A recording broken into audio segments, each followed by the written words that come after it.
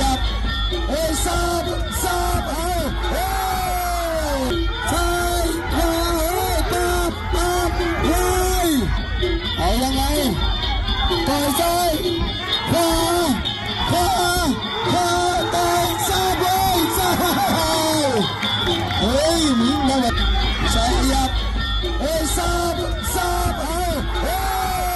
ยเอาละซ้าย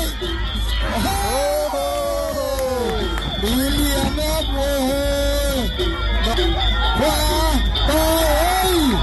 เฮ้ยต่อยเอาซ้ายมาสิต่อยเอาขวาเอาละแขนมันมีแหงแล้วซ้ายต่อยเสียบเลยพี่บอลเสียบเลยต่อซ้ายเอาขวาต่อยซ้ายเอามันจะซับซ้